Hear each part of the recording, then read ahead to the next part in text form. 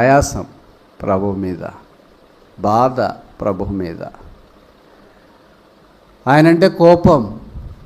ఆయన మన వల్లే బాధపడి కోపపడి ఆయాసపడితే ఇక్కడ నేనుండను, నాకు తెలిసి మీరు కూడా ఎవరు ఉండరు అనుకుంటా. ప్రభు ఎన్నోసార్లు విరోధంగానే చేశాను, బుద్ధి లేకుండా ప్రవర్తించిన. మనకే తెలుస్తుంది, ఎవరో చెప్పాల్సిన పనిలే, నీకు బుద్ధి లేదు ఇటు చేస్తావు అని. భర్త భార్యను తిట్టాల్సిన పనిలే, తల్లిదండ్రులను పిల్లలు తిట్టాల్సిన పనిలే, పిల్లలు తల్లిదండ్రులు తిట్టాల్సిన పనిలే. మనకే తెలుస్తుంది, అయ్యో ఈ పని బుద్ధి లేకుండా చేసాను ఏంటి అని. బుద్ధి ఉన్నవాళ్ళు నిత్యత్వంకు దాని కొరకే సిద్ధం చేయబడతారు. బుద్ధి లేని వాళ్ళు భౌతికమైంది, తాత్కాలికమైంది, కనపడేది ఎండమావు లాంటి దాన్ని లోకము కొరకై పరుగులు తీస్తారు. ఆయనకి ఇంకా దూషణ తెప్పించినాం, అవమానం తెప్పించినాం, ఆయన గాయాలు రేపినాం, ఆయనకు అవమానం కలిగించినాం, ఆయన నిందకు కారణముగా మనల్ని బట్టే ఆయన నామం దూషించబడుతూ వచ్చింది. ఆయన ఏమంటున్నాడంటే, ప్రభువా లెక్కలేనన్నిసార్లు తప్పిపోయాను, నన్ను క్షమించవా. యేసయ్యా ఎక్కడికి వెళ్ళగలను, ఎవరి దగ్గరికి వెళ్ళగలను, ఎవరు నన్ను క్షమిస్తారు, ఎవరు నా జీవితాన్ని బాగు చేస్తారు. పాలు అమ్ముకునే వాళ్ళు అవి కడిగేటట్లు యాక్షన్ చేసి దాంట్లో నీళ్ళు దీంట్లోకి పోసుకొని దాంట్లోకి పోసుకొని దీన్ని అంతా పోసి మొత్తానికి మూతలు పెట్టుకుని వచ్చి మనకిస్తాయి. మనమేమనుకుంటాం, అబ్బా మంచి పాలు తెచ్చాడు అక్క, అక్కడ అట్లే తీసుకున్నాడు పాలు, ఇక్కడే తీసుకుని వచ్చినాడండి. వయా బోర్ మీద వచ్చినాడు, వయా బావి మీద వచ్చినాడు, వయా ట్యాప్స్ మీద వచ్చినాడు. అవి మీకు కనపడమేమో, మాలాంటి వాళ్ళకి కనిపిస్తాయి. ఎందుకంటే మేము ఎలాగో కొనుక్కోంగా, ఎలాగ దాన్ని వాడంగా, కనుక మాలాంటి వాళ్ళకి కనిపిస్తాయి. ఇప్పుడు సైతాన్ని కూడా మనల్ని ఏం చేస్తున్నాడంటే, యేసు ప్రభు దగ్గర 2 రకాలైన మనుషులు ఉంటారు. మొదటి రకం ఏంటంటే ఫ్యాన్స్, అంటే అభిమానులు. మాకు యేసు ప్రభు అంటే అభిమానం అండి. చూడండి, ఆయన ఫోటో కూడా పెట్టుకున్నాం మా ఇంట్లో. యేసు ప్రభు అంటే అభిమానం అండి. ఆయన బైబిల్ కూడా ఒకటే కాదు, కూడా అంటే మిగతా కూడా ఉన్నాయి, మిగతా ఫోటోలు కూడా ఉన్నాయి. ఆయన ఫోటో కూడా పెట్టుకున్నాం మేము లోపల. చూడండి, మాకు ఆయన అంటే చాలా అభిమానం అండి. ఆదివారం చర్చికి కూడా పోతాం. ఆదివారం చర్చికి కూడా పోకమను శనివారము, శుక్రవారం, గురువారము, సోమవారం, శనివారము అన్నీ పోతున్నాం. మాకు యేసుప్రభు అంటే చాలా అభిమానం అండి. అప్పుడప్పుడు యేసుప్రభు కానుక కూడా ఇస్తామండి మేము. యేసుప్రభు ప్రార్థన కూడా చేస్తాం. ఇలాంటి వాళ్ళు ప్రార్థన చేస్తే మంచిది. మాకు కూడా అభిమానం అండి యేసుప్రభు అని. అభిమానులు ఉంటారు. అలాంటి వాళ్ళైనా మీరు కూడా కాదనుకున్నానే. ఈ సంవత్సరమైనా కష్టపడతారు, ఈ సంవత్సరమైనా ఫలిస్తారు, ఈ సంవత్సరమైనా ప్రేమ చూపిస్తారు, ఈ సంవత్సరమైనా కన్నీరు గారుస్తారు, ఈ సంవత్సరమైనా చెమట గారుస్తారు, ఈ సంవత్సరమైనా ప్రభు కొరకు జీవిస్తారని ఉండనిచ్చినాడు. అలాగే ఒక విశ్వాసి నిజంగా నమ్మకంగా ఉన్నాడంటే 2 వైపులో ఉంటుంది. ఒకవైపు ఏంటంటే చెమట, ఇంకో వైపు ఏంటంటే కన్నీరు. ఈ 2 ఆ విశ్వాసికి లేకపోతే ఆయన విశ్వాసే కాదు. కొంతమంది విశ్వాసులు అలాగే చల్లగా ఉంటారు, దే ఆర్ డెడ్. వాళ్ళని చూస్తే మనం కూడా చల్లబడిపోతాం. అందుకే కొన్ని సంఘాల వాళ్ళు మమ్మల్ని పరిచర్యకు రమ్మని పిలుస్తుంటారు, పోము. ఎందుకంటే వాళ్ళే చల్లగుంటే మేము పోయిన తర్వాత ఇంకా చల్లగైతే ఏం చేయాలి. ఆత్మీయంగా ఉన్న వాళ్ళ దగ్గరికి, అంత ఇంత వేడిగా ఉన్న వాళ్ళ దగ్గరికి వెళితే మాకు కొద్దిగా వేడి వస్తుంది, వెట్టగలుగుతుంది. అందరం కలిసి ఆత్మీయంగా ముందుకు సాగిపోవడానికి అవకాశం.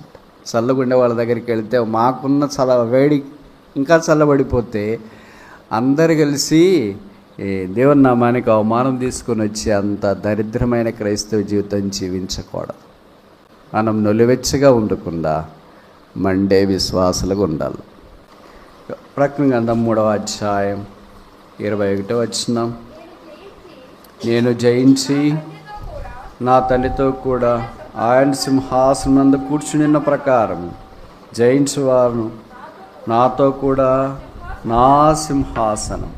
కనుక అల్టిమేట్ ఉద్దేశం, దేవుని యొక్క పరాకాష్ఠ ఉద్దేశం ఏంటంటే మనమును ఆయనతో పాటు సింహాసనాసీనులుగా ఉండాలని దేవుని యొక్క కోరిక. కనుక యేసు ప్రభు సింహాసనాసీనుడైతే నాకేంటి? వాక్యం విన్న తర్వాత మీకు అనుమానం, ఆలోచన వస్తే జవాబు ఇక్కడ మనం చూస్తాం. ఆయనతో పాటు మనం కూడా సింహాసనం మీద కూర్చుండాలని ఆయన ఉద్దేశం. ధరముడు పోయి వాళ్ళంతా కూర్చోలేరుగా. ఎవరు గెలుస్తారో వాళ్ళే అసెంబ్లీకి పోతారు, ఎవరు గెలుస్తారో వాళ్ళే ప్రభుత్వం చేస్తారు. ఇది కూడా అంతే, జయించువాడు అని ఇక్కడ చెప్పబడింది, ఓడిపోయిన వారు అని చెప్పబడలేదు. కనుక ఈ సంఘము పేరు లవదికియా. లవదికియా అని అంటే ఆఖరి 7 సంఘాల్లో ఆఖరి సంఘము. లవదికియా అంటే పీపుల్స్ రూల్, ప్రజల పరిపాలన అని అర్థం. ప్రజలే ఆ సంఘములో పరిపాలన చేస్తున్నట్లుగా మనకు కనిపిస్తుంది. ఈ సంఘానికి ఉన్న 5 లక్షణాలు నేను మీకు జ్ఞాపకం చేయాలని కోరుతున్నాను. మొదటిది ఏంటంటే ప్రకటన గ్రంథం 3వ అధ్యాయము 15వ వచనం.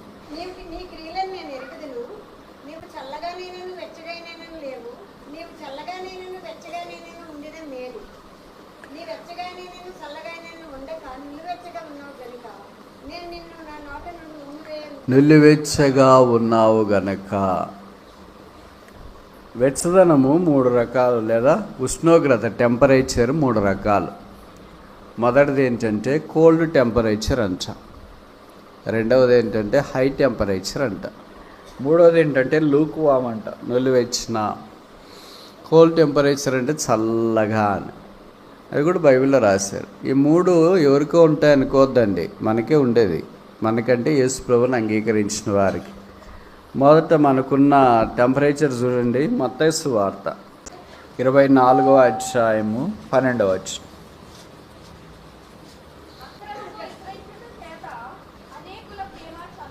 చాలు. కనుక మొదటిది టెంపరేచర్ ఏంటంటే చల్లారని cold temperature. A love waxes with cold. విశ్వాసుల మధ్యలోన ప్రేమ చల్లారిపోయింది. చల్లారిపోతే ఏమవుతుంది? వీళ్ళు కొంతమందికి తెలుసు కదా, ఎవరైనా శరీరం రోగి అనుకున్నప్పుడు చేయబట్టుకుంటే చల్లగా ఉందనుకో, ఏమని అర్థము? ఏం చల్లగా ఉంది, ఆ హాస్పిటల్లో చేయించకపోయారా అని అంటారు. ఇంకా ఎక్కువ చల్లగా అయింది అనుకో, ఏమని అర్థము? చనిపోయారు అని అర్థం. చాలామంది బిలీవర్స్ ఎలాగున్నారంటే దే ఆర్ కోల్డ్, చనిపోయినట్లు, ఆత్మీయంగా చనిపోయినారు. అపోస్తలుడైన పౌలు కొరింథీయులకు రాసిన మొదటి పత్రిక 11వ అధ్యాయంలో అదే అన్నాడు, మీలో అయోగ్యంగా అనేకులు పాలు పొందుతున్నారు కనుక అనేకులు రోగులు, బలహీనులు, చాలామంది నిద్రించుచున్నారంటే వాళ్ళు చల్లగైపోయారు. కోల్డ్ టెంపరేచర్ ఉండేవాళ్ళు ఉంటారు. చూడండి, ప్రపంచం రకరకాలుగా ఉంది కదా. ఇప్పుడేమో మనం బాగా మంచి వాతావరణంలో ఉన్నాం. అమెరికా లేదా యూరప్, యూకే ప్రాంతాలు చూస్తే చలికి గడ్డ కట్టుకొని పోయి బయటికి పోలేక, లోపల ఉండలేక వాళ్ళ కష్టాలు చెప్పనలేవి కాదు. వాళ్ళు వేసవికాలం వచ్చినప్పుడు ఎంత సంతోషంగా ఉంటారు, నిక్కర్లు వేసుకుని బయట తిరుగుతారు. ఫ్రీడమ్ అంట. వాళ్ళు అంటారు 6 నెలలు ఫ్రీగా ఉండొచ్చు అని. మనం వేసవికాలం వచ్చినప్పుడు బయటికి పోలేము, చలికాలం వస్తే మనం ఇంట్లో ఉంటాం. దేవుని సృష్టి ఎంత గొప్పగా చేశాడు కదా. ప్రపంచంలో సగభాగము వేసవికాలం మనం సంతోషంగా ఉంటారు, సగభాగము చలికాలం సంతోషంగా ఉంటారు. చలికాలం సంతోషంగా ఉండదు మనలాంటి ట్రాపికల్ ఏరియాస్లో వాళ్ళు, వేసవికాలం సంతోషంగా ఉండదు పోలార్ రీజన్స్లో, అంటే అమెరికా ఇలాంటి వాళ్ళు. వీళ్ళకి ఎంత చలికాలం కష్టంగా ఉంటుందంటే, వీళ్ళకి చాలామందికి చలి తీవ్రత తెలియదు అనుకుంటా. చలి తీవ్రత తెలిస్తే చేతులు కోసుకుపోయినట్లు అవుతాయి, అన్నం పోదు. మొదటి పాయింట్. రెండవ పాయింట్ ఏంటంటే తిన్నది టాయిలెట్ కూడా రాదు. మెటబాలిక్ యాక్టివిటీ అంత మందబడిపోతుంది అన్నమాట శరీరం. అందుకే చలికాలం ఏమి వాళ్ళకి పని చేయబుద్ధి కాదు, బయటికి వెళ్ళబుద్ధి కాదు, అంత తీవ్రమైంది. కొంతమంది విశ్వాసులు అలాగే చల్లగా ఉంటారు. They are dead. వాళ్ళని చూస్తే మనం కూడా చల్లబడిపోతాం. అందుకే కొన్ని సంఘాల వాళ్ళు మమ్మల్ని పరిసరికి రమ్మని పిలుస్తుంటారు, పోము. ఎందుకంటే వాళ్ళే చల్లగుంటే మేము పోయిన తర్వాత ఇంకా చల్లగైతే ఏం చేయాలి? ఆత్మీయంగా ఉన్న వాళ్ళ దగ్గరికి, అంత ఇంత వేడిగా ఉన్న వాళ్ళ దగ్గరికి వెళితే మాకు కొద్దిగా వేడి వస్తుంది, వెట్టగలుగుతుంది. అందరం కలిసి ఆత్మీయంగా ముందుకు సాగిపోవటానికి అవకాశం. చల్లగుండే వాళ్ళ దగ్గరికి వెళితే మాకున్న వేడి ఇంకా చల్లబడిపోతే అందరు కలిసి దేవుని నామానికి అవమానం తీసుకొని వచ్చి అంత దరిద్రమైన క్రైస్తవ జీవితం జీవించకూడదు. కనుక మొదటిది ఏంటంటే చల్లగా ఉన్నాడు. రెండోది చూసాం కదా, ప్రకటన గ్రంథం 3వ అధ్యాయం 16వ వచనం 17వ వచనంలో లుక్వామ్ అంటే నులివెచ్చగా, మీ భాషలో చెప్పాలంటే గోరువెచ్చగా. ప్రతిదానికి చెప్తుంటారు కదా, గోరువెచ్చని నీళ్ళు తాగండి, గోరువెచ్చని నీళ్ళు వాడండి, గోరువెచ్చని చేయండి అని. వాడటానికి తాగటానికి బాగుంటుంది కానీ జీవితం బాగుండదు. ఇది మీడియం టెంపరేచర్. మూడవది లూకాసు వార్త 24వ అధ్యాయం. Luke chapter 24 verse 32, 32. లూకా 24:32. అప్పుడు వారు ఆయన త్రోవలో మనతో మాట్లాడుతూ లేఖనములను మనకు బోధపరచుచున్నప్పుడు మన హృదయము మనలో మండుచుండలేదా? మూడవది ఏంటి? మండే హృదయాలు. మొదటి హృదయం ఏంటి? చల్లబడిన హృదయాలు, కోల్డ్ టెంపరేచర్. రెండవది ఏంటి? లూక్వామ్, నిలువెచ్చటి హృదయాలు. మూడవది ఏంటి? మండే హృదయాలు, బర్నింగ్ హార్ట్స్.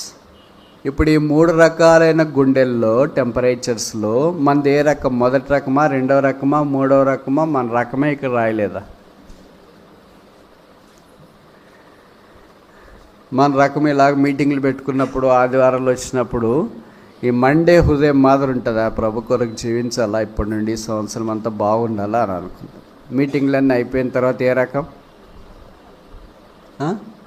లౌకిక సంఘం వల్లే అవన్నీ పెట్టుకుంటే ఎక్కడవుతుంది? మన పనులు మనకి చాలా కష్టంగా ఉంటాయి. పొలాలు చూసుకోవాలా, రైతులము వాళ్ళ వల్లే ప్యాంట్లు వేసుకున్న వాళ్ళు చెప్పినట్లు వల్లే ఇంటే ఎక్కడైపోతుంది? మన పనులే మనకి చాలా ఉన్నాయి కదా అని అనుకుంటాం. ఇంకా రోజులు గడిచి పంటలు చేతికొచ్చి రేటు రాకుండా నష్టపోయి తర్వాత అప్పుల్లో పడిపోయినప్పుడు ఏమనిపిస్తుంది? చలిబడు. యేసుప్రభుని నమ్ముకున్నాం, లాభంలేదు, చర్చికి వెళ్తున్నాం, మా వాళ్ళు ప్రార్థన చేసి మేము ప్రార్థన చేస్తున్నాం, మా ఇంట్లో బైబిల్ ఉంది, అన్నీ ఉన్నాయి, కానీ ఏం లాభం లేదు.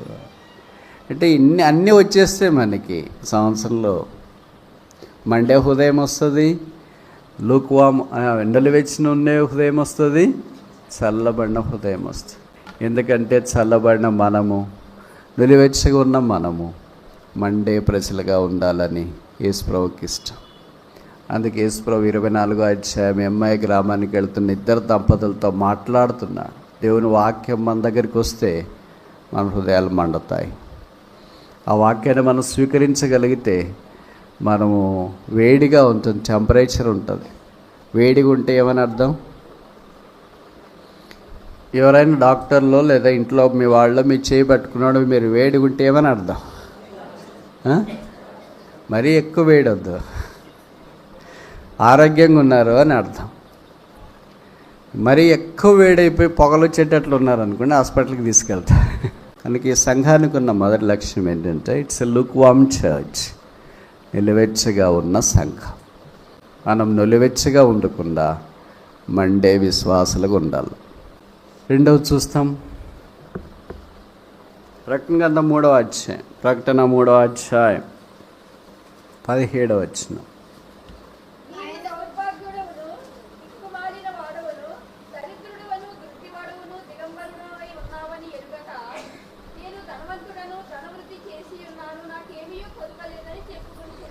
ఎలాంటి స్థితిలో ఉన్నాడంటే దౌర్భాగ్యుడు, దిక్కుమాలినవాడు, దరిద్రుడు, దిగంబరి, వృద్ధుడు. 5 లక్షణాలు ఇక్కడ పెట్టినారు. అన్నిటి కలిసి ఒకే పేరు పెడదాం, మనకి అర్థమయ్యేటట్లు, గుర్తుండేటట్లు. ఇట్స్ ఎ లేజీ చర్చ్, సోమర్ సంఘం. సోమరితనం ఉంది, కానీ బయటికి ఏం చెప్పుకుంటున్నారంటే ధనవంతులు, బాగున్నాం, అది ఇది. సోమరులు ఎప్పుడు అలాగే చెప్పుకుంటుంటారు. ఏమయ్యా ఖాళీ కూర్చున్నాడు, ఎంత పని చేసి వచ్చాను అనుకున్నాను, ఏం పని చేసిండరు, ఇంకెంత పని చేయాలనుకుంటున్నాను. అది పని కూడా ఏం చేయబోరు వాళ్ళు. ఇంతకుముందు ఏం పని చేయరు, ఇప్పుడు ఏం పని చేయరు, తర్వాత కూడా ఏం పని చేయరు. అలాగే సోమరి సంఘం, లేజీ చర్చ్.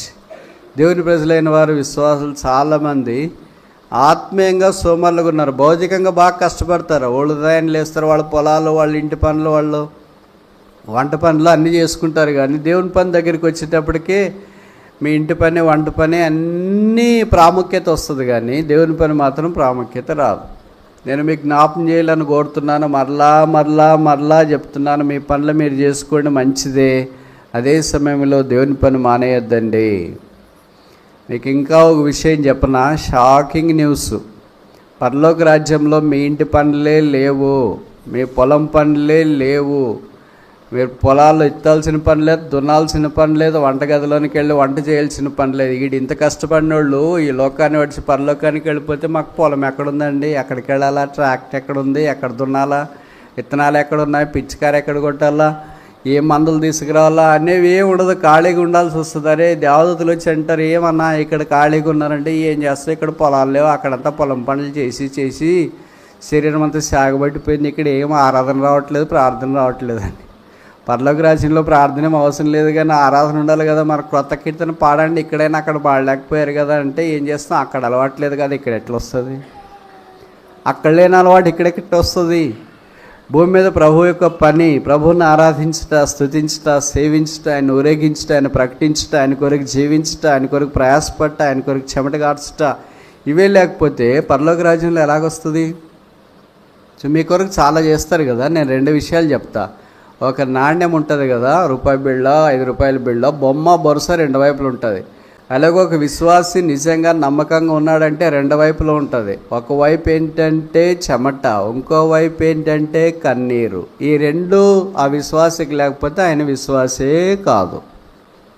చెమట మీ పొలాల కొరకు కాదు, ప్రభు కొరకు. కన్నీళ్ళు మీ ఇంటి కొరకు కాదు, ఎవరి కొరకు? ప్రభు కొరకు. ఈ 2 మీకుంటే మీరు విశ్వాసులు. ఈ 2 మీకు లేవనుకో, ఎవరు మీరు? ఎప్పుడైనా యేసు ప్రభు కొరకు చెమట గార్చినట్లు గుర్తుందా? యేసు ప్రభు కొరకు కన్నీరు గార్చినట్లు గుర్తుందా? నేను మీ పొలాల కొరకు, మీ ఇళ్ళ కొరకు అడగట్లేదు, ఎందుకంటే రోజు చేసే పని మీరు వాటికి అవే. ఆత్మీయమైన దాని కొరకు ఆయన మన కొరకే శిలువ మీద వేలాడు తీయబడి, ఆ బైబిల్లో రాయబడింది, ఆయన చెమట రక్త బిందువుల వలె ఆయన చెమట కార్చినాడు. అలాగే ఆయన ప్రేమ చూపిస్తూ రక్తాన్ని కార్చినాడు. ఆయన కన్నీరు కార్చి, భూమి మీద ఉన్న దినాల్లో ఆయన కన్నీరు విడుచుచు, దేవుని నోట్లో నుండి కన్నీరు వస్తే ఎలాగుంటుంది? మీలో భార్యాభర్తలు కొంతమంది ఉన్నారు కదా, భార్యాభర్తలు పిల్లలు అందరూ మాట్లాడుకునేదాకా బాగుంటారు. ఇప్పుడు ఎప్పుడైనా సిస్టర్ ఏడుస్తున్నానుకో, భర్తకి పిల్లలకి ఎంత బాధ కలుగుతుందో సంతోషం. మా అమ్మ బాగా ఏడుస్తుంది, ఏడవని. భర్త అనుకుంటాడా భార్య బాగా ఏడుస్తుంది, ఏడు ఇంకా అంటాడా? ఏం చెప్తారు వాళ్ళు? నా భార్య కళ్ళల్లో నీళ్లు చూస్తే నేను భరించలేని సినిమా డైలాగులు వస్తాయి. నేను ఏడ్చినా పర్వాలేదు కానీ నా భార్య కళ్ళల్లో నీళ్లు చూడను. వాళ్ళ పిల్లలు కూడా అంటారు, మా అమ్మ కళ్ళల్లో నీళ్లు సుడలు తిరిగితే నా హృదయము కరిగిపోతుంది. వారు భౌతికంగా నీతో పాటు జీవితాన్ని పంచుకోవటానికి వచ్చిన భర్త, భార్య, పిల్లలు ఏడిస్తే మీరంతా బాధపడుతుంటే, మరి యేసు ప్రభు మన కొరకై శరీరధారి అయిన దినములలో కన్నీటితోనూ రోదనతోనూ మన కొరకై ప్రార్థన చేస్తూ వచ్చినాడు. మరి దాని గురించిన మన సంగతి ఏంటి? దాని గురించిన మన తాత్పర్యం ఏంటి? ఇంకెంతకాలం ఇలాగే లేజీగా సోమరులుగా ఉంటారు? ఎంతకాలం మీ పనుల్లోనే నిమగ్నం అయిపోయి మీ కార్యక్రమాలు ఉదయం లేచింది మొదలుకొని పడుకునేదాకా, చనిపోయేదాకా మీ కార్యక్రమాలు అయితే ప్రభు పని ఎవరు చేస్తారు? మీకు ఈ సంవత్సరం ఎందుకు వచ్చిందో తెలుసా? బాగా బండి అలా ఫుల్గా తిని దండికి నిద్రపోవాలని కాదు. ఈ సంవత్సరమైనా ఉండనిమ్మని ప్రార్థన చేసినారు. లూకాసు వార్త 13వ అధ్యాయంలో ఆ తోట యజమానుడు, లేకపోతే తోట మాలి ప్రార్థన చేసినాడు, ఈ సంవత్సరము కూడా. అలాగ మన కోరిక ఎంతోమంది భక్తులు ప్రార్థన చేసినారేమో మనకు తెలియదు. ఈ సంవత్సరం ఉండనియండి, విశ్వాసులను ఈ సంవత్సరం ఉండనియండి, ఈ సంవత్సరమైనా కష్టపడతారు, ఈ సంవత్సరమైనా ఫలిస్తారు, ఈ సంవత్సరమైనా ప్రేమ చూపిస్తారు, ఈ సంవత్సరమైనా కన్నీరు గారుస్తారు, ఈ సంవత్సరమైనా చెమట గారుస్తారు, ఈ సంవత్సరమైనా ప్రభు కొరకు జీవిస్తారని ఉండనిచ్చినాడు. అలాగే వాళ్ళు జీవించకపోగా పైపెచ్చి బయటికి ఏం చెప్తున్నారంటే, మేము బాగానే ఉన్నాం కదండి, వచ్చేస్తున్నాం కదండి, ఆరాధన చేస్తున్నాం కదండి, పాటలు పాడుతున్నాం కదండి, ఇంతకంటే ఇంకెక్కువ ఎలాగ చేయగలమండి, ఇంతేనండి మా చేత ఏది, ఇంకంతకంటే ఎక్కువ ఏది ప్రభు కొరకు జీవించలేమండి అని చెప్పుకొనుచున్నారు. చెప్పుకునే చాలా ప్రమాదం. మనిషి చెప్పుకునేకి అలవాటు అయిపోయాడు, చేయటానికి కాదు. ఇంకోసారి చెప్పనా? మనిషి చెప్పుకోవటానికి అలవాటు అయిపోయాడు, చేయటానికి కాదు. ప్రభు చేసేవాళ్ళని కోరుతున్నాడు, చెప్పుకునేవాళ్ళని కాదు. కనుక సంఘానికి ఉన్న రెండవ అలవాటు ఏంటంటే, ఇట్స్ ఎ లేజీ చర్చ్ లక్షణము. ఇది సోమరి సంఘం. సోమరులు ఆయనకు ఇష్టలు కాదు. మూడోది చూస్తామా? 18వ వచనం, ప్రకటన 3:18.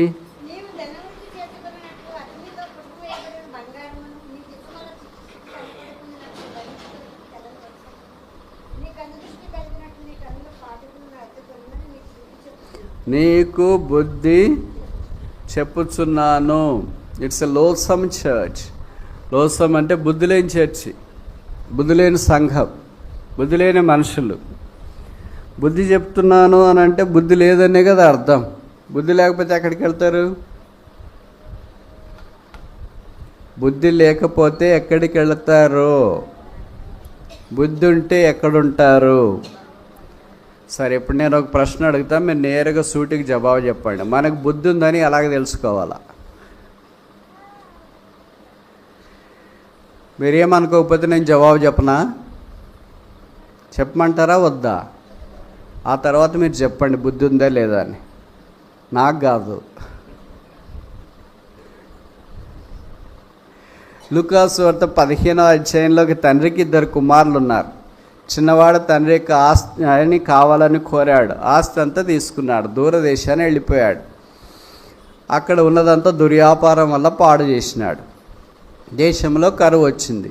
ఒకని చెంత చేరినాడు. వాడు పందులు మేపటానికి పంపించినాడు. వెళ్ళి పందులు మేపుతున్నాడు. ఇంక తినటానికి ఏం లేదు. పందులు తినే పొట్టుతో తన కడప నింపుకోవాలని అనుకున్నాడు. ఇప్పుడు ఒకటి వచ్చింది. ఏమొచ్చింది? ఇప్పటిదాకా ఎక్కడ పోయింది? ఎక్కడ పోయింది బుద్ధి? ఎవడన్నా తిట్టేటప్పుడు అంటుంటారు కదా, ఇన్ని చేసేటప్పుడు నీకు బుద్ధి గడ్డి తినిందే, అప్పుడు లేదా బుద్ధి అని అంటారు కదా. కనుక ఇప్పుడు బుద్ధి ఏం తినింది? పందుల పొట్టు, గడ్డి కాదు. అంటే బుద్ధి లేని వాళ్ళు పరలోకపు తండ్రి అయిన దేవునికి దూరంగా వెళుతున్నారు. దేవ సన్నిధిలో నుండి దూరంగా వెళుతున్నారు. దేవుని సమృద్ధిలో నుండి దూరంగా వెళుతున్నారు. దేవుని కార్యాల నుండి దూరంగా వెళుతున్నారు. దేవుని సహవాసం నుండి, దేవుని సమృద్ధి నుండి, దేవుడు సిద్ధపరిచిన దాని అంతటి నుండి దూరంగా వెళ్ళే వాళ్ళని డాష్ అని అంటారు. ఇప్పుడు ఏమొచ్చింది? బుద్ధి వస్తే ఏమనిపిస్తుంది? వచ్చిందే ఏమని రుజువు? ఇక్కడే పందులతో ఉంటాను, ఇంకా కొన్ని పందులు కొనియండి అనే, పందుల దొడ్డి ఒకటి పెడతాననే. ఇశ్రాయేలీలు గొర్రెలు పెంచుతారు కానీ పందులు పెంచరు. పందులు వాళ్ళకి హేము, సువార్ అంటే తెలుసు కదా మీకు. వారికి అది చాలా హేమైన జంతువుల్లో అదొకటి. అందుకే దాన్ని వాళ్ళు చూడరు, పెంచరు, తినరు. కానీ వాళ్ళు గొర్రెలు పెంచుతారు, పశువులు పెంచుతారు, దాన్ని చూస్తారు, పశువులు కాపర్లుగా ఉంటారు, దాని కొరకు వాళ్ళు ప్రయాసపడతారు. అది వాళ్ళకి పరిచయం. కనుక ఇప్పుడు బుద్ధి వస్తే ఏమని అర్థం అంటే తండ్రి దగ్గరికి రావాలనుకుంటాడు, యేసుప్రభు దగ్గరికి రావాలనుకుంటాడు, ఈ తండ్రి ఇంటికి, దేవుని మందిరానికి రావాలనుకుంటాడు. తండ్రితో ఎంతోమంది కూలోళ్ళు ఉన్నారంట, వాళ్ళతో పాటు నేను కూడా ఉండాలనుకుంటా. అన్నం గుర్తొస్తుంది. పొట్టు కాదు అన్నం, స్నేహితులు కాదు, తండ్రితో ఉన్నవాళ్ళు, పరదేశం కాదు, సొంత దేశం. ఇవన్నీ నేను చెప్తుంటే మీకు అర్థమవుతుందా? అంటే యేసు ప్రభు దగ్గరికి వచ్చుట, యేసు సంఘమును ప్రేమించుట, యేసు ఇంటిలో కనబడుట, యేసు ప్రభుతో పాటు పనిచేస్తున్న కూలి వాళ్ళ దగ్గర ఆహారము సమృద్ధిగా ఉందని వారితో తను తాను ఐక్యపరచుకోవటానికి ఇష్టపడి తిరిగి రావుట. ఇదంతా బుద్ధి వచ్చినట్లు. ఈ 2 రకాల్లో మనం ఏ రకం? బుద్ధి లేని రకమా, బుద్ధి ఉన్న రకమా? చెప్పండి. బుద్ధి ఉన్నోళ్ళ లేనోళ్ళ? నేను చెప్పనా మీరు చెప్తారా? మీరు చెప్తారా నేను చెప్పాలనా? నేనే చెప్పాలనా? Very good. ఆదివారం మనకు బుద్ధి ఉంటుంది. సోమవారం ఎక్కడ పోతుంది? గడ్డి తినేకపోతుంది. మళ్ళీ ఎప్పుడు వస్తుంది? మళ్ళీ శనివారం సాయంకాలంకి వస్తుంది. కనుక సోమవారం నుండి శనివారం దాకా గడ్డి తినేసి అక్కడికంతా తిరిగేసి ఆదివారం వస్తుంది. అప్పుడు అనిపిస్తుంది, అమ్మో ఇట్లుంటే బాగాలేదు, మనం స్నానం చేసి ఉదయం బైబిల్ చదువుకొని ప్రార్థన చేసుకుని చర్చికి పోవాలా, లేకపోతే అన్నీ ఇవే కలుస్తున్నాయి, మా వాడికి ఇట్లా, మా ఆయనకి ఇట్లా, మా పొలాలు ఇట్లా అయితే బాగాలేదు, వచ్చేవారం అట్లా కాదు, ఇంకా పూర్తిగా దేవుని కొరకే జీవించాలి. ఎంతకాలం బతుకుతామేమో తెలియదు కదా అక్క, దేవుడు ఎప్పుడైనా తీసుకుపోవచ్చు అక్క అని ఆదివారం అంతా బుద్ధి వస్తుంది. మరి సోమవారం నుండి మెల్లగా పోతుంది. ఇట్టే అనుకుంటే ఎక్కడైతుంది? మన పనులు, పొలాలు, ఇరుగు పొరుగు అన్నీ ఉండాలి కదా అని చెప్తుంది సైతానుడు వచ్చి. చెప్పిన వెంటనే బుద్ధి ఎక్కడ పోతుంది? నేను చెప్పేది వాస్తవమా అవాస్తవమా? మీకు కూడా నాలాంటి వాళ్ళేనా? మీరు కూడా కాదనుకున్నానే. మీకు ఎప్పుడు బుద్ధి ఉంటుంది అనుకున్నానే. అంటే ప్రభుకు స్తోత్రాలు. అందుకే తిరిగి రావటానికి నా తండ్రి ఇంటిలో ఆహారము సమృద్ధిగా ఉంది. ఆహారం సమృద్ధిగా ఉంది. ప్రసంగం మనించి పరమగీతంలో చెప్పబడింది 2వ అధ్యాయం, అతడు నన్ను విందుశాలకు తోడుకొని పోయాను. బయట సైతాను మనకేం పెట్టినాడంటే పందుల పొట్టు పెట్టినాడు. పందుల పొట్టుతో మన పొట్ట లేదా మన కడుపు నింపుకుంటే ఆరోగ్యం ఉంటుందా, అనారోగ్యం ఉంటుందా? హాస్పిటల్కి తీసుకెళ్తారు, గ్యాస్ట్రైంటాలజిస్ట్ దాన్ని అంత పేగులు తీసేయాలి, పెద్ద పేగులు తీసేయాలి, చిన్న పేగులు తీసేయాలి అంటారు. 2 పేగులు తీసేస్తే ఏముండదు ఇంకా కడుపులో. అప్పుడు ఏం చెప్తారంటే, నమ్మకం లేదు ఇంటికి తీసుకుపోండి, బిల్లు ఎందుకు ఇక్కడ ఎక్కువ అని అంటారు. కనుక సైతాను మనకిచ్చేది మనం తీసుకుంటే ఆత్మీయంగా మానస్థితిలోనికి వెళతాం. సైతాన్నిచ్చే లోకము, సైతాన్నిచ్చే ఈ కోరికలు, సైతాన్నిచ్చే లోకానికి సంబంధించి శరీరాశ, నేత్రాశ, జీవపడంబం ఇవన్నీ మనల్ని ఆకట్టుకొని లోబర్చుకొని ఆత్మీయమైన నష్టములోనికి తీసుకొని వస్తాయి.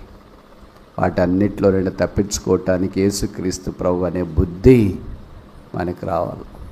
మరి బుద్ధి ఎక్కడ దొరుకుతుంది? ఆన్లైన్లోనా, ఆఫ్లైన్లోనా, అమెరికాలోనా? ఎక్కడ దొరుకుతుంది? యేసు ప్రభు దగ్గర దొరుకుతుంది. ఆయన గురించి రాయబడింది, బుద్ధి జ్ఞానమ సర్వ సంపదలు క్రీస్తు యందు గుప్తమై ఉంది. కనుక యేసుప్రభుకి ఎంత దగ్గర ఉంటే నాకు బుద్ధి అంత దగ్గరగా ఉంటుంది. యేసుప్రభుకి నేను ఎంత దూరంగా ఉంటే బుద్ధి నాకు అంత దూరంగా ఉంటుంది. యేసుప్రభు ద్వారా నేను బుద్ధిని సంపాదించుకోగలను. యేసుప్రభు వారికి వెలపట్ట ప్రతి ఆలోచన, ప్రతి ఉపాయము, ప్రతి తలంపులు కేవలము నిరర్థకము. యెహోవాకు విరోధమైన ఆలోచన, యెహోవాకు విరోధమైన ఉపాయం, యెహోవాకు విరోధమైన జ్ఞానమైనను నిలవదు అని వాక్యంలో మనం చూస్తాం.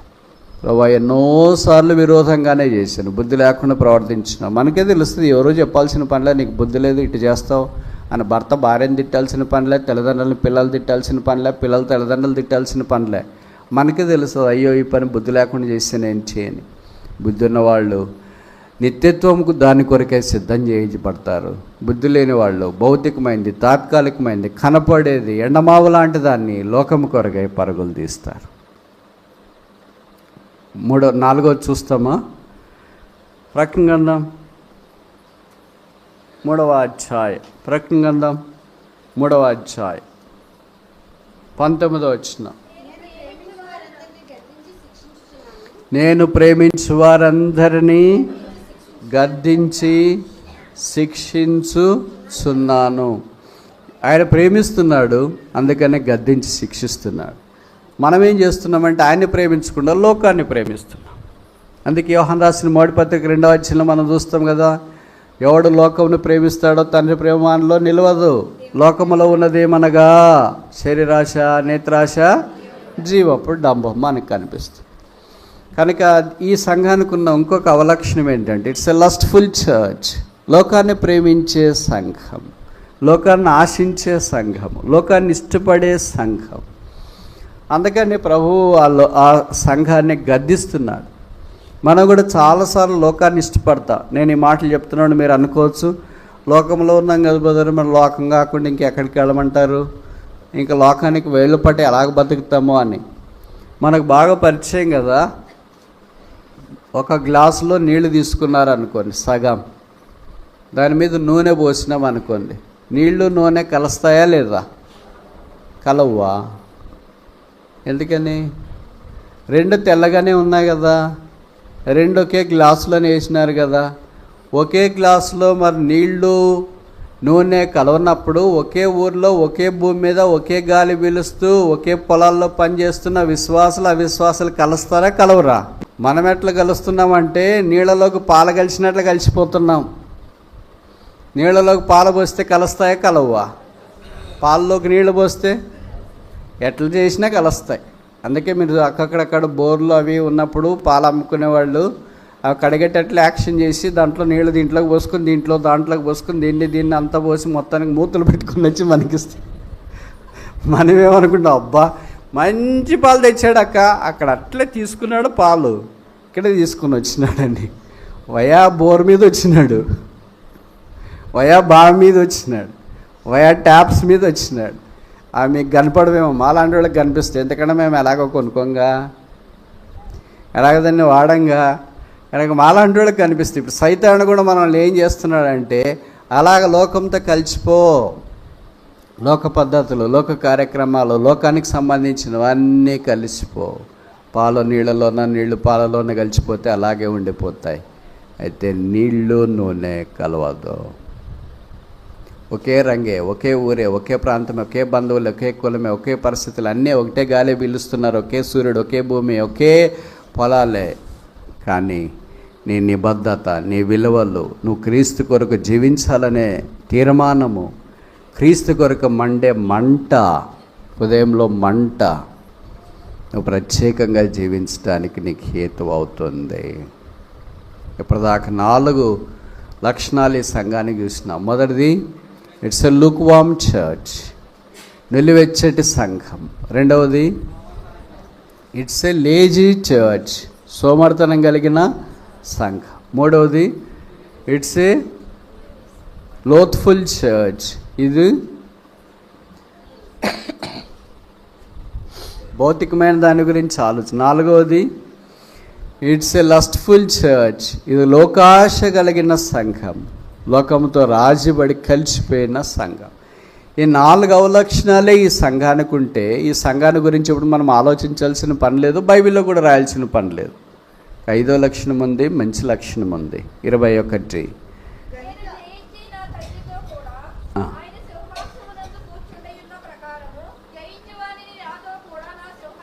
జయించువానిని నాతో కూడా. ఈ సంఘంలో కొంతమంది జయించే వాళ్ళు ఉన్నారు, మీలాంటి వాళ్ళు. ఇట్స్ ఏ లాయల్ చర్చ్, నమ్మకమైన సంఘము. ఎవరు జయిస్తారు? నమ్మకంగా ఉండేవాళ్ళు జయిస్తారు. ఎవరు జయిస్తారు? స్థిరంగా ఉండేవాళ్ళు జయిస్తారు. ఎవరు జయిస్తారు? నిలకడగలిగిన వాళ్ళు జయిస్తారు. ఎవరు జయిస్తారు? భయభక్తులు కలిగిన వాళ్ళు జయిస్తారు. అలాంటి వాళ్ళు కొంతమంది సంఘంలో కూడా ఉన్నారు. అలాంటి వాళ్ళే లేకపోయింటే ఈ సంఘంలో ఈ పదం రాసిండే వాళ్ళు కాదనుకుంటే, జయించువారు నాతో కూడా నా తండ్రి సింహాసనం కూర్చున్నట్లు నాతో కూడా వారి సింహాసనం మీద కూర్చుంటారనే రాసిండరు. పైన దాకా వదిలేసి కింద వచనం రాసింటారు. ఏమని? సంఘముతో ఆత్మ చెప్పుచున్న మాటలు చెవిగలవాడు వినను గాక అని రాసింటారు. ఆ జయించుట 21వ వచనం రాసినారని అంటే అర్థం ఏంటంటే, ఆ సంఘంలో కొంత శేషం ఉంది. It's a loyal church. ఇదేనా సంఘంలో రకరకాల మనుషులున్నా, 4 అంతకుముందు చెప్పిన అవలక్షణాలు కలిగిన మనుషులున్నా, 5వ మంచి లక్షణం కలిగిన మనుషులు, లాయల్ పీపుల్. కొంతమంది ఆత్మీయులు, కొంతమంది ప్రార్థనా పరులు, కొంతమంది కన్నీరు గార్చేవారు, కొంతమంది చెమటోడ్చేవారు, కొంతమంది చేయి జాపేవారు, కొంతమంది ప్రభు పరిచయంలో పాలు పొందేవారు, కొంతమంది ప్రభుకు సమయం ఇచ్చేవారు, కొంతమంది ప్రభును స్తుతించేవారు, కొంతమంది దేవుని మందిర గడప దగ్గర తమను తామే పడవేసుకోవటానికి ఇష్టపడేవాళ్ళు, కొంతమంది యేసును ఊరేగించేవాళ్ళు, కొంతమంది యేసును ప్రకటించేవాళ్ళు, కొంతమంది యేసును గురించి సాక్ష్యం ఇచ్చేవాళ్ళు, కొంతమంది యేసు కొరకు జీవించాలని తీర్మానం చేసుకునే వాళ్ళను బట్టి ఆ సంఘాన్ని యేసు ప్రభు వారు ఇంకా భద్రపరిచి కాపాడుతున్నారు. బహుశా ఈ సంఘాన్ని కూడా అలాగా ఆయన కాపాడుతున్నాడేమో. ఆ కొంతమందిలో మనమున్నామా లేమా? ఆయా లాయల్ చర్చిలో, యథార్థపరులున్న సంఘములో, నమ్మకమైన విశ్వాసులున్న ఆ గుంపులో మనం ఉన్నామా లేదా? ప్రభు దినాన మన కొరకు రాబోతున్నాడు. ఆయనతో పాటు ఉండటానికి మనం కొనిపోబడుతూ ఉన్నాం. మనం సిద్ధపరచబడి, ఆయన రక్తం చేత కడగబడి, పరిశుద్ధపరచబడి ఆయన రాకడ కొరకు ఎదురు చూడాలని దేవుని యొక్క ఉద్దేశం. ఆ సిద్ధపాటు కొరకే బలను ఉంచినాడు, సిద్ధపాటు కొరకే మనల్ని ఉంచినాడు. మనం రెడీ అయితే ఎప్పుడో పిలిచింటాడు. మనల్ని పిలువలేదంటే అర్థం ఏంటి? ఆరోగ్యంగా ఉన్నాం, మంచి భోజనం తింటున్నాం, ట్యాబ్లెట్లు వేసుకుంటున్నాం కనుక మనకేం మరణం రాలేదని అనుకోవద్దండి. సిద్ధపాటు లేదు, అందుకనే ప్రభువు తీసుకోవట్లేదు. కొన్నిసార్లు మనమే అనుకుంటాం కదా, ప్రభు ఈ భూమి మీద బతకలేకపోతున్నాం, ఆయన తేగలేకపోతున్నాం, ఆవిడ తేగలేకపోతున్నా, కుటుంబం తేగలేకపోతున్నా, ఊర్లో ఏగలేకపోతున్నా, సమాజంలో ఏగలేకపోతున్నా, నన్ను తీసుకుంటావా, నువ్వు వస్తావంటే నేను ఇంకా రావడానికి టైం పడుతుందమ్మా, నిన్ను కూడా తీసుకోవడానికి టైం పడుతుంది, ఎందుకంటే నువ్వు రెడీ కాలేదు, తీసుకుంటే పైన ఇంకా నీకు స్థలం లేదు. అందుకనే ప్రభు ఇంకా ఆలస్యం చేస్తున్నాడేమో. మనం సిద్ధపడాలని, మనం ఆయన కొరకు సాక్షులుగా జీవించాలని దేవుని యొక్క ఉద్దేశం. యేసుప్రభు దగ్గర 2 రకాలైన మనుషులు ఉంటారు. మొదటి రకం ఏంటంటే ఫ్యాన్స్, అంటే అభిమానులు. మాకు యేసుప్రభు అంటే అభిమానం అండి. చూడండి, ఆయన ఫోటో కూడా పెట్టుకున్నాం మా ఇంట్లో. యేసుప్రభు అంటే అభిమానం అండి. ఆయన బైబిల్ కూడా ఒకటే కాదు, కూడా అంటే మిగతా కూడా ఉన్నాయి, మిగతా ఫోటోలు కూడా ఉన్నాయి. ఆయన ఫోటో కూడా పెట్టుకున్నాం మేము లోపల. చూడండి, మాకు ఆయన అంటే చాలా అభిమానం అండి. ఆదివారం చర్చికి కూడా పోతాం. ఆదివారం చర్చికి కూడా పోకమునుపు శనివారము, శుక్రవారం, గురువారము, సోమవారం, శనివారము అన్నీ పోతున్నాం. మాకు యేసుప్రభు అంటే చాలా అభిమానం అండి. అప్పుడప్పుడు యేసుప్రభు కానుక కూడా ఇస్తామండి మేము. యేసుప్రభు ప్రార్థన కూడా చేస్తాం. ఇలాంటి వాళ్ళు ప్రార్థన చేస్తే మంచిది. మాకు కూడా అభిమానం అండి యేసుప్రభు అని. అభిమానులు ఉంటారు. అందుకే యేసుప్రభు వారు భూమి మీద ఉన్న దినాల్లో వేలకు వేల ప్రజలు ఆయన మీటింగ్లు ఏర్పాటు చేస్తే వచ్చినారు. వేలకు వేలు ఎందుకు వచ్చినారంటే అభిమానంతో వచ్చినారు. ఆయన బాగా చెప్తాడంట అక్క, ఎవరు చెప్పరంట అట్లా. రెండోది, ఆయన దయ్యాలు ఎలా కొడతాడంట. మా ఊర్లో 7 దయ్యాలు పెట్టిండు ఒక ఆమెకి. ఊరంతా ఆమెను చూసి భయపడుతుండే. అట్లాంటి ఆమె స్వస్థితిరాలైపోయింది. ఈసారి అయినా దయ్యాలు ఎలా కొడతాడో చూస్తాం. అయ్యో మా ఊర్లో కుష్ఠరోగంతో బాధపడుతుంది, అయ్యో మా ఊర్లో ఒక ఆమె రక్తస్రావంతో బాధపడుతుంది. వాళ్ళంతా బాగా అయ్యారు యేసుప్రభు దగ్గరికి వచ్చి. అలాగా అయితే ఈ దినాల్లో ఏ కార్యాలు చేస్తాడో చూస్తాం. అక్క, ఎంతైనా కానీ ఎన్ని రోజులైన వాక్యం చెప్పినా, ఎన్ని అద్భుతాలు చేసినా చివరికి పస్తు పంపించుకోకుండా మంచి భోజనం, రొట్టెలు, చేపలు పెడతాడంట. కడప నిండా తినవచ్చు అంట. తిన్నంత పెడుతున్నారంట. ఆయన తండోపతండాలకు వచ్చినారు. వేలకు వేలు వచ్చిన వాళ్ళని ఆయన నిరాశపరచలేదు. మీకేం భోజనం పెట్టట్లేదు, మీరంతా భోజనానికి వచ్చినారని చెప్పలే. మీకేం రోగాలు బాగు చేయట్లేదు, మీరంతా రోగాలు బాగు చేయించుకోవటానికి వచ్చినారని చెప్పలేదు. మీకేం వాక్యం చెప్పట్లేదు, మీరంతా వాక్యం వినటానికి వచ్చినారని చెప్పట్లేదు. యథావిధిగా యేసుప్రభు వాక్యం చెప్పాడు, అద్భుతాలు సూచక్రియలు చేశాడు. వారందరినీ ఫస్ట్ పంపించకుండా భోజనం వడ్డించినారు. వారు తిని తృప్తికి వెళ్ళేటట్లు చేసినారు. వాళ్ళంతా ఫ్యాన్స్. తిన్నారు, వెళ్ళిపోయారు. ఇప్పుడు ఎక్కడున్నారో కూడా తెలియదు. కొంతమంది లోకంలో కూడా ఫ్యాన్స్ ఉంటారు. రాజకీయ నాయకులకు కొంతమంది ఫ్యాన్స్ ఉంటారు, మా పార్టీది అని. స్పోర్ట్స్ స్టార్స్ కూడా కొంతమంది ఫ్యాన్స్ ఉంటారు. నేను టెండూల్కర్ ఫ్యాన్ అని. ఫ్యాన్స్ అంటే ఏం చేస్తారంటే, వాళ్ళు క్రికెట్ ఆడేటప్పుడు వాళ్ళకి టెండూల్కర్, కోహ్లీనో ఆరగొడితే అబ్బా ఏం కొట్టినాడు అదంతే సెలెక్షన్ చేయాలి. అని ఫస్ట్ బాల్కే డకౌట్ అయి వచ్చినాడు అనుకో, వీడు ఎప్పుడంతే ఆఫ్ సైడ్ పోయే బాల్ టచ్ చేస్తున్నా అవుట్ అయిపోతుంది. 1000 రూపాయలు టికెట్ పెట్టుకుని వచ్చిన వేస్ట్ అయిపోతుంది. ఇంటికి పోతే మా అమ్మ తిడుతుంది, ఇప్పుడు మా నాయన తిడతాడు. అక్కడంతా ఉదయం నుండి సాయంకాలం దాకా అక్కడ ఇక్కడ తిరిగి వస్తాడు. అప్పటికే వాడి సంగతి తెలిసింటుంది కదా ఇంట్లో. ఏంట్రా 1000 రూపాయలు తగలబెట్టేసి వచ్చావా, వాడు అవుట్ అయిపోయాడని బాధపడుతుంటే మధ్యలో నువ్వు కూడా పొడుస్తావు కదా మమ్మ. This is called fanism. బాగా చెప్తే బాగా చెప్పాడు, బాగా చెప్పాడు. అలాంటి వాళ్ళు యేసుప్రభుకి ఎక్కువ మంది ఉంటారు ప్రపంచం అంతటా, ఫ్యాన్స్. రెండవ రకం ఏంటంటే ఫాలోవర్స్, అనుచరులు. అనుచరులు ఎవరంటే కష్టాల్లో, బాధల్లో, ఇబ్బందుల్లో, కరోనా వచ్చినా కూడా వాళ్ళతో పాటు కలిసి నడిచే వాళ్ళని అనుచరులు అంట. యేసుప్రభుకి అలాంటి అనుచరులు 12 మంది ఉన్నారు. యేసుప్రభుకి ఫ్యాన్స్ ఆయనున్న దినాల్లో వేలకు వేలు ఉన్నారు. ఇప్పుడు ముగించక మనకు మనం ఫ్యాన్సా ఫాలోవర్సా, అభిమానుల, అనుచరుల? దీనికన్నా జవాబు చెప్పాలి. లాస్ట్ ప్రశ్న, అబద్ధం చెప్పద్దు. అనుచరులు అని అంటే యజమానుడు ఏం చేస్తే అదే చేయాలి, గురువు ఏం చేస్తే శిష్యుడు అలాగే చేయాలి. గురువు దగ్గరికే ఇతరులు కూడా తీసుకొని రావాలి. గురువు పస్తుంటే శిష్యుడు ఏం చేయాలా, ఫుల్గా తిని దండికి నిద్రపోయి మూడు తెచ్చుకొని చేయండి, తిన్నారా తీసుకురామంటారా? అట్లాంటి శిష్యుడు ఎలాగైతాడండి? అవుతాడా? చెప్పరేంటి? ఇవన్నీ రోజు సాధారణంగా మన మధ్యలో జరిగేవే కదా. ఇప్పుడు తల్లిదండ్రులు ఉన్నారు, పిల్లలు పెట్టుకుని వాళ్ళు అన్నం తింటారా?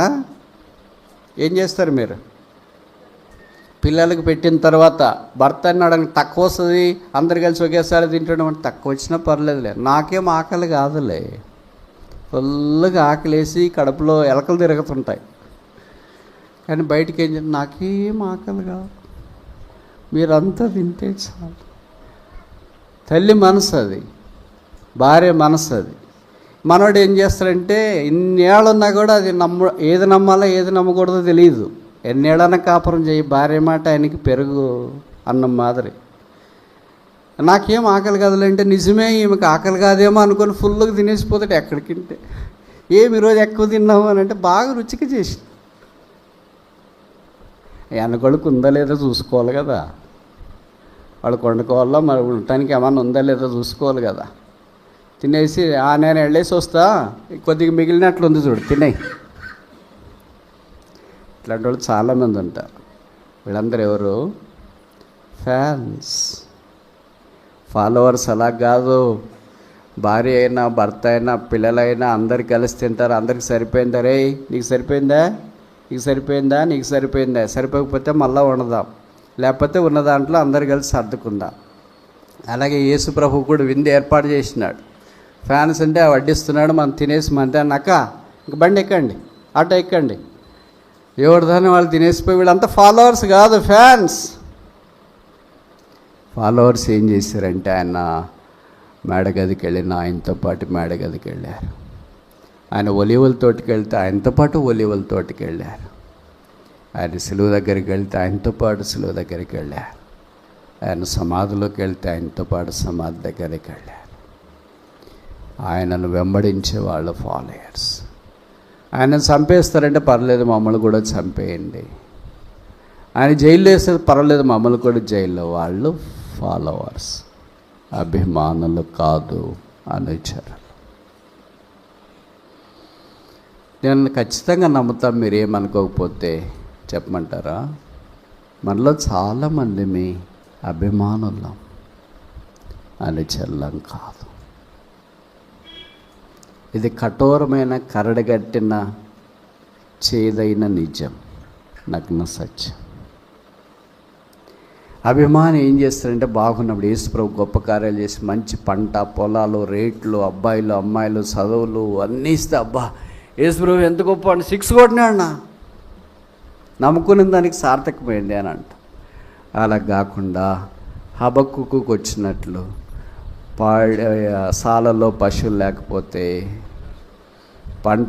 పొలంలో పంట పండకపోతే, తోటలో చెట్లు లేదా పండ్లు పూయకపోతే, మనుషులందరూ వదిలేసి వెళ్ళిపోతే ఏమనికి ఏమి యేసు ప్రభువో ఏమో, ఆయన మారిపోయాడులే, నన్ను వదిలేసిన.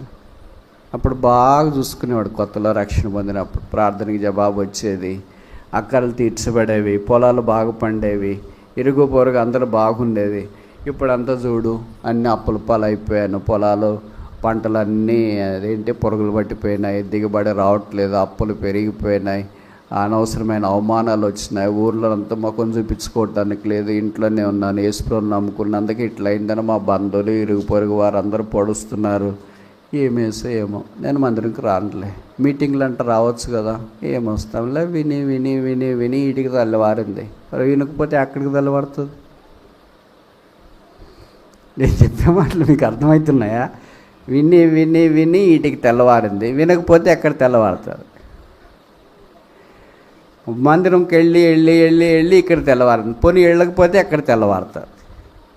వాక్యం చదివి చదివి చదివి చదివి ఇక్కడికి తెల్లవారింది, పోనీ చదవకుండా మానేస్తే ఎక్కడ తెల్లవారుతుంది? అదైనా చెప్పండి. అది తెలుదు. ఆయాసం ప్రభు మీద, బాధ ప్రభు మీద, ఆయనంటే కోపం. ఆయన మనవలే బాధపడి కోపపడి ఆయాసపడితే ఇక్కడ నేనుండను, నాకు తెలిసి మీరు కూడా ఎవరు ఉండరు అనుకుంటా. ఆయన కోపం నిమిషం మాత్రం ఉంటుందంట, ఆయన దీర్ఘశాంతము ఆయుష్కాలం అంతా ఉంటుంది. అందుకే ఆయన మనల్ని అభిమానులుగా చేసుకోవటానికి ప్రాణం పెట్టలేదు. ఎందుకు ప్రాణం పెట్టాడు? అనుచరులుగా చేసుకోవటానికి ప్రాణం పెట్టాడు. యేసు అనుచరుడైతే ఆయన చిత్తం చేయటానికి ఇష్టపడేవాడు. ఆయన ఎక్కడ తింటే అక్కడ, ఆయన ఎక్కడ పడుకుంటే అక్కడ, ఎక్కడికి వెళితే అక్కడ, కొండ మీదకి వెళ్తే కొండ మీద, సముద్రం దగ్గరికి వెళ్తే సముద్ర తీరాన. ఆయన ఎక్కడికి వెళ్తాడు? గొర్రె పిల్ల ఎక్కడికి వెళ్ళను, అక్కడికంత వారు ఆయనను వెంబడించిరి. They are known as a followers. వెంబడించే వాళ్ళని ఫాలోవర్స్. అయ్యో ఇది కొండ ఎక్కలేము, కిందే ఉంటాంలే, వాళ్ళు ఫాలోవర్స్ కాదు, వాళ్ళు ఫ్యాన్స్. అయ్యో సముద్రము ప్రయాణము నాకు పడదులే, నేను రాలేనులే, వాళ్ళు ఫాలోవర్స్ కాదు, ఫ్యాన్స్. అయ్యో ఇంతసేపు 3 రోజులు వాక్యం చెప్తాడంట ఉదయం నుండి రాత్రి దాకా, అయ్యో అంతసేపు ఉండలేం కదా, వాళ్ళు ఫాలోవర్స్ కాదు. ఎవరు? ఫ్యాన్స్, అభిమానులు. యేసుప్రభు అంటే అభిమానం ఉంది, మంచిదే. అయితే యేసుప్రభు అంటే అనుసరించే నైజం ఉండాలి.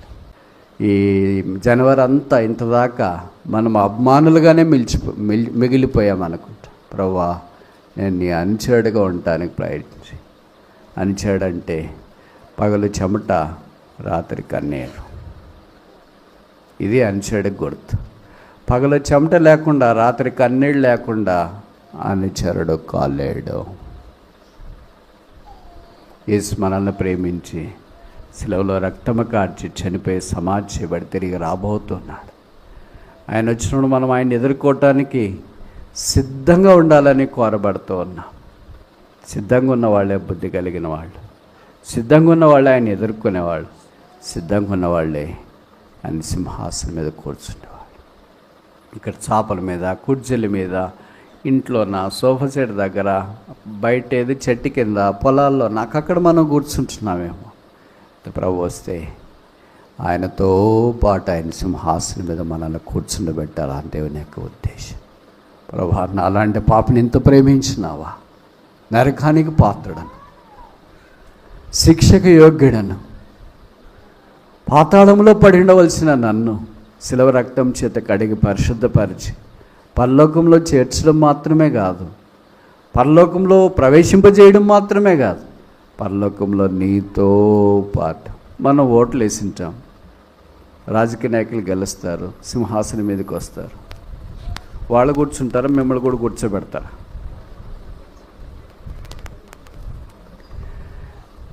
ఇంట్లో మీరు ఎంతోమంది మీ కొడుకుల్ని, కూతుర్ని కలెక్టర్లో, ఎస్పీలో చేసింటారు. ఉద్యోగం వచ్చిన తర్వాత వాళ్ళు కూర్చుంటారు, మిమ్మల్ని కూడా అక్కడే కూర్చోబెడతారు. భూమి మీద ఎవరు అధికారంలో ఉన్నా వాళ్ళే ఉంటారు. వాళ్ళతో పాటు ఎవరు కూర్చుంటానికి ఒప్పుకోదు ప్రోటోకాల్. మా అమ్మ, మా నాయన వాళ్ళు కూడా ఇటు కుర్చీలో కూర్చుంటారంటే ఇంట్లో 1000 కుర్చీలు అని చెప్తారు. నా భార్య ఇక్కడ కుర్చీలో కూర్చుంటుందంటే ఇంట్లో 1000 భార్య కుర్చీలు అని చెప్తారు. మా బంధువులు అండి, మా ఊరోళ్ళు అండి, మమ్మల్ని చదివించినారండి, మమ్మల్ని బాగా చూసుకున్నారండి, వచ్చారండి అని అంటే మీతో పాటు సరిగ్గా కూర్చోటానికి లేదు, ఇంట్లో ఏంటి వాళ్ళకి కూర్చోలు అంట. యేసుప్రభు అలా కాదు, నాతో పాటు. ఆయనకి ఏమేసాం? ఓటేసామా? ఆయన కొరకు ప్రయత్నం చేసినామా? ఆయన పేరు ప్రకటించినామా?